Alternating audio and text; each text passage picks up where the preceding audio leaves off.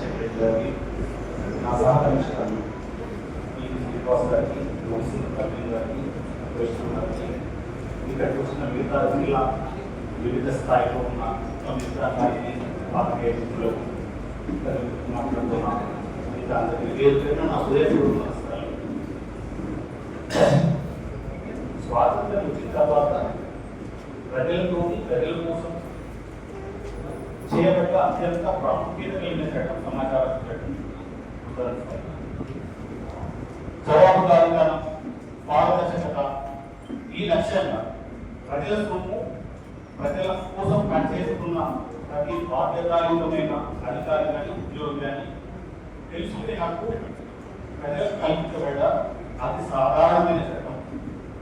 ఈ చట్టం అమలు బాధ్యత ఇక్కడ ఉన్న మీ విధంగా గుర్తించుకుంది. కేవలంగా మీరు సమర్థవంతంగా సమాచారాన్ని ఈ చట్టాన్ని చట్టాన్ని అమలు చేయగలిగితే సమాచార హక్కు చట్టం ఏ లక్ష్యంతోనైతే ఏ ధ్యేయంతోనైతే తీసుకురావడంతో ఆ లక్ష్యం నెరవేరుతుంది.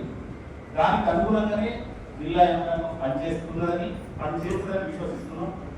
మీరు కూడా ఏంటంటే జిల్లా అడ్మినిస్ట్రేషన్ ఆఫీసర్గా అభ్యర్థులుగా ఉన్నారు. మిగతా అన్ని డిపార్ట్మెంట్కి సంబంధించి ఎవరికి బాగుంది జనగామ ఇప్పుడు బాగా ఉంటేనే విశ్వాసంతో చెప్తున్నాం. దీన్ని మరింత సమర్థవంతంగా వినియోగించుకోవడానికి కోసం సలహాలు సూచనలు మార్చి కమిషనర్ గారు ఏ సమాచారం అడగాల్సిన అవసరం లేకుండానే 2-3 సమాచారం మనం పెట్టుకోవాల్సిన అవసరం ఉంటుంది.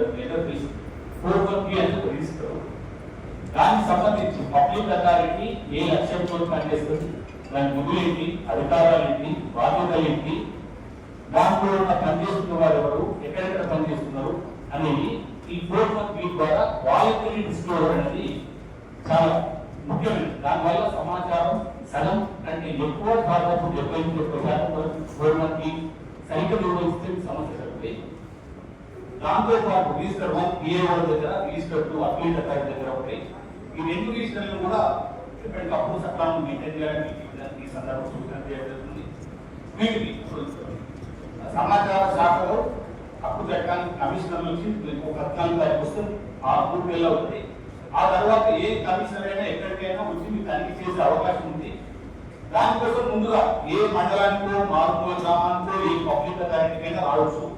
మీరు అలర్ట్ గా ఉండడం అనేది మీ బాధ్యతగా మీరు గుర్తు చేస్తూ అవకాశం ఇచ్చిన కలెక్టర్ గారు చేస్తూ